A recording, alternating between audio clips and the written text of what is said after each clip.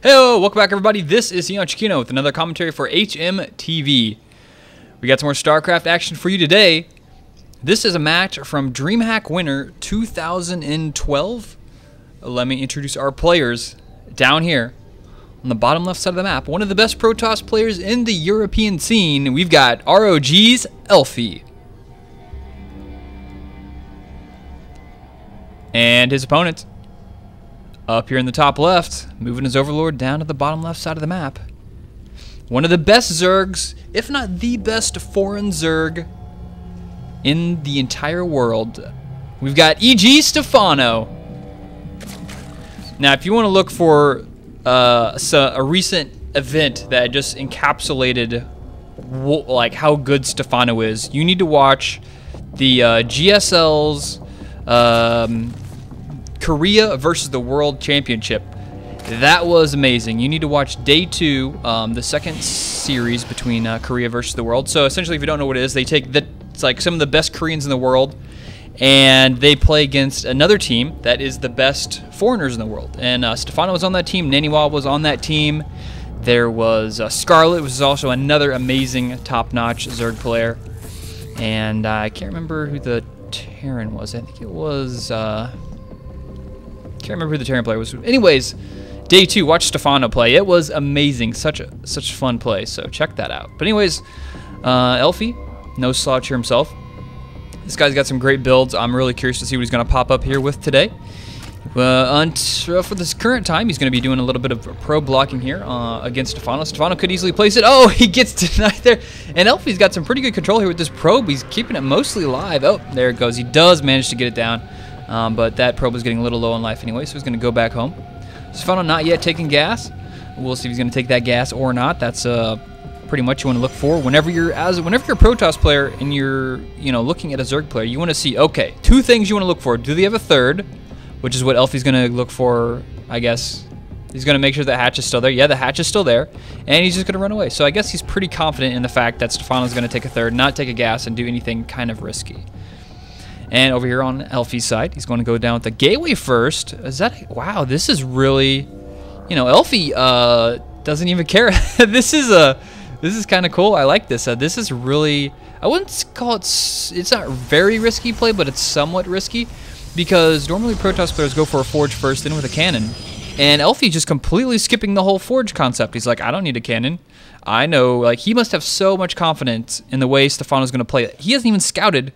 He hasn't scouted the no gas. He hasn't scouted the third. Elfi is just essentially going on the fact that he knows how Stephano plays so well and just skipping the forge completely. The reason skipping the forge is such a big idea, or such a big point, is if you could skip that forge, you can have your gateway out the amount of time it takes to normally build a forge, which is 45 seconds. So that's essentially your gateway out 45 seconds faster. That's a cybernetics core out 45 seconds faster. That's a robotics facility out 45 seconds faster. So it all adds up. And props to Elfi for having the guts and also the knowledge in Stephano's play to go ahead and go with that. So we have Stephano up here in the top. Of course, droning up what Zerg players do, droning up quite well. Has the queens out. Looks like he's going to start spreading some creep tumors here. He's got the queen in position, waiting for that. It's 25 energy. There it goes. And now he's going to run over here to the third base. Going to have that queen in position, ready to go. He's going to make another queen here at the natural. And Elfi doesn't even have like much of a wall up here. He's just using the stalkers out. He's using the zealot out. He's going to apply just a tad bit of pressure here. If he can kill maybe 1 or 2 Zerglings, maybe kill a queen, maybe a drone or 2, that would be a huge success here for him. So he's got 1 probe over here on the top right. Not sure what he's going to do with that. And this stalker zealot pressure works out really well as long as the Zerg player doesn't have speed. As soon as they get speed, it gets a little bit hairier. But you can cause so many Zerglings to be made if the Zerg player isn't really confident in their Zergling control or their queen control. And of course, you see Stephano here making 8 drones, doesn't even care. He's got 1 queen defending this and a lot of Zerglings. He's going to get this run on the Zealot. That's a nice play there. There was really no reason Elfi should have lost that, so a little bit of a micro mistake there. And we got a pylon down here. 5 gateways on the way. Uh-oh. 5 gateways on the way. Here comes the attack. It was scouted out here by Stephano. The Stalker is going to just sit here and fight off the rest of us. How many workers is he up to? Wow, only 30 workers. Elfi, he's going to go for an attack right now. This is going to be a very serious attack. He's essentially stopped making workers. He only has 1 gas. This is what I love about Elfi. He does these crazy timing attacks that you just never see, and Stephano is not prepared for this. Look at the Roach Warren. Halfway done. Spine Crawler being made. He thinks he's going to lose his base. Stephano is in serious trouble now, and he goes for a supply block. Oh my god, great play here from Elfi. Goes straight for the Overlord. He can't make Roaches. He can't make extra Zerglings, and Elfi is in a pretty strong position here. It's just going to come down to micro, and as long as he can keep producing Zealots and Stalkers, there's really no reason to make sentries at this point, because he just doesn't have enough gas for it. He's going to put most of his minerals into the Zealots and the rest of the gas into the Stalkers. So pretty good Stalker control so far. He wants to keep the Stalkers alive. He wants to get that massive ball of Stalkers out, so that way whenever the Roaches come out, he can kind of almost one-shot them. But the Spine Crawler managed to get planted. The Zealots are now coming forward. He needs to focus down that Spine Crawler with those Stalkers. They do bonus damage versus that Spine Crawler. Does go down. Speed is not yet done for Stephano. Stephano needs to buy time until those 12 Roaches get out and the speed gets done. If he can last until then, he'll have a fighting chance here. We see the worker count 43 versus 36. Stephano does have a little bit of a worker lead, but I don't know if it's going to be enough to make up for the amount of damage Elfi's going to do here. Elfi can take out that third base. That'll be huge. There's so many Zealots pushing forward here for Elfi. Stephano backing up to some more Roaches. Speed is going to be done here. More units being warped in 66 versus 80. And the Roaches are just forced to fall back. So many Stalkers, they can micro very well. Creep Tumors are pushing out. Going to work out really well for Stephano here. He's going to have the speed on those Roaches here. But here comes the Speed Zergling. Speak of speed. Here they come running there. And he's going to be forced to fall back. But at this point, Elfi, it looks like he's going to go back to production. He's pretty happy with that attack. He's maybe going to just keep enough pressure on Stephano here to make him think, all right, maybe he's going to go all in on me here. But no, Elfi is actually in the back of his mind thinking, all right, this attack is over. I'm going to just kind of be as cost-effective as possible with this and fall back. Keep the Stalkers alive, if nothing else. And Stephano managed to hold that with a 93 supply to 62 supply lead. Wow, Stephano, very, very cool under pressure. I mean, this guy, if you just watch him play, watch him. After he loses, after he wins, he almost looks the exact same. He just does such a good job of controlling his emotions whenever he plays, and whenever you let emotions get in to your head, it really affects how you think. And Stephano, cool under pressure, cool as a cucumber. This dude really is a top-notch player, and he showed it right there.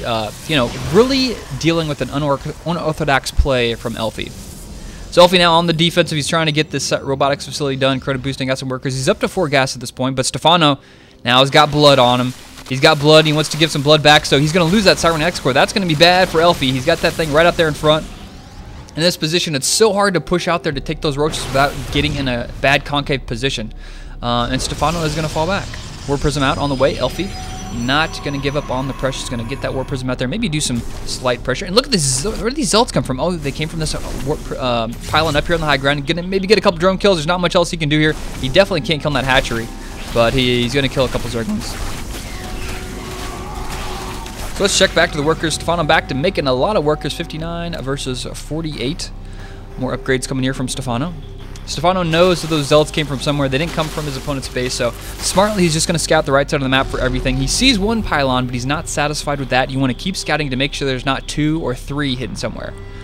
I can't tell you how many times I've made 2 proxy pylons. This Zerg player scouts one, kills it, thinks he's okay, and then whoop, more workers come in. Infestation Pit on the way for Stephano. He's got some nice upgrades as well. Stephano's so known for that double Evolution Chamber upgrade combination. Roach Speed also coming out. Robotics Bay being built.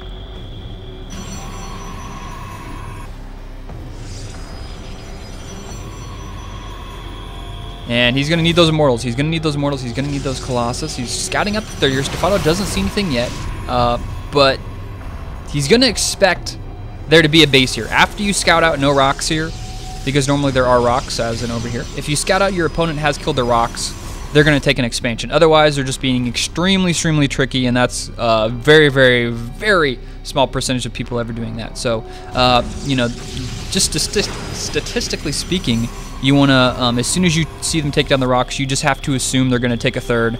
And from there, that gives you a lot of options. You can either play really aggressive and try to stop the third, or you can macro up and try to get an even bigger lead, be a little bit more greedy than they are. So we can see Stephano here taking out his rocks on both sides of his third base. He wants to have that free flow between both the bases. He does get confirmation here with the Overlord. He does see the natural, or the Nexus going down at the third. +1 done for Elfi. Unfortunately, Elfi's a little bit behind in the upgrades just due to the fact that he spent so much of his money on the early game just going for that 5 gate, or maybe it was a 6 gate. I think it was 5 gates. I'm not quite sure. 5 or 6 gates early attack on there. So, of course, he did have to sacrifice a little bit of his money and gas for that. And likewise, we see that it's kind of affecting him here in the mid-game. Spire's coming up. He's going to need that Spire if he wants to deal with this Colossus. He's going to have to get a couple Corruptors out. And even we've got a Hive going up here for Stephano. Double Robo coming out. Double Robo all the way, of course. Zerglings and Roaches for Stephano. This is his 2 favorite food groups right here. And is he going to go for an attack? Force fields do go down. He did force him to use a couple force fields there, but Stephano not too worried about that. That was a good trade for him there. Not too many Sentries out here for Elfi. I think he's, yep, just 6 out. And Stephano feeling pretty content with just controlling the map. He's got some Infestors out. More Infestors coming out. Double Spire coming out. So this is definitely indicator of a Broodlord play. He wants to have both Spires out so he can upgrade the air units on one of them. And on the other one, he'll morph that one into a greater Spire. Now we just have to see which one is he going to do what with. He's got one over here on the left and one over here on the right. He's probably just going to upgrade this one because Hive is close to being done. Nope, Hive is not yet done, so he's going to do an upgrade first. That makes more sense. Be more efficient, and about the time this one finishes, that Hive will be done. And that'll be some pretty good timing there for Stephano. He's got another Macro Hatch in his main. Stephano always well known for doing that as well. He likes to keep one Queen in the main. And just kind of make sure that the queens always have low amounts of energy. So the Hive just now finishes. He needs to make this into a greater Spire. The second he gets the time to do it, he's actually low on gas now, so he's going to have to wait. But now we have the attack coming through the middle. Is Elfi going to have enough to deal with this? So many force fields go down. The Zerglings do get taken out, but he's not really worried about that. Stephano has so many forces. Force field's going to go down. A lot of Roaches getting trapped there. That's dealing a lot of damage. Fungal really needs to go down here. He really needs to be so cost-effective with those Fungals, but he's losing so many Infestors, and Elfi's in such an amazing position here. But the Colossus are going to go down to the Corruptors on the left. Corruptors in such a good position over there. Only one Colossus left. A lot of Stalkers. Is Blink done? No, Blink is not finished. It's half or almost done here. But there's just such good force fields here. He really needs to get those Zerglings in the back. As soon as the force fields run out, there's no force fields left. Now Stephano can completely wash over Elfi, and Elfi's going to be forced to fall back here. He did deal a little bit of damage, but he lost most of his tech units, and now he lost all of his sentries. He just has Stalkers. Blink is going to be done here. And is he going to continue the pressure? I don't see how he can. Look at this, 32 Zerglings coming out with upgrades. Elfi's going to be forced to fall back here. Otherwise, he's just going to get completely overrun by Stephano. And speaking of getting overrun, here comes Stephano with all the Zerglings, and the Speedlings almost done with their Adrenal Glands, and the Zerglings really want to get us around. All those Stalkers forced to get a Blink.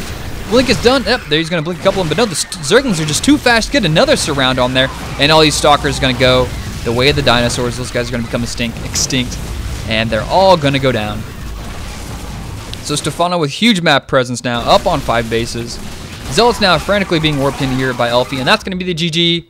It's not going to be enough. Elfi was hoping he could seal the deal with that early attack. I mean, at least take out the third. You know, if he could have taken out that third, I think he would have considered that a pretty well executed build.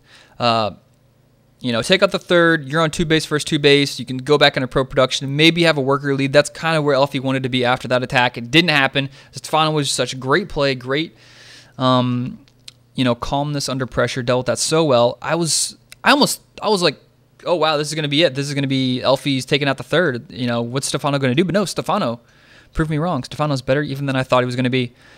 So that's the end of this game, guys. I hope you enjoyed it. Stephano making a great defense, and then after that, amazing offense versus Elfi. Thank you guys for watching. My name is EonShiKeno. You can find out more of my stuff at youtube.com/EonShiKeno. Thanks for watching.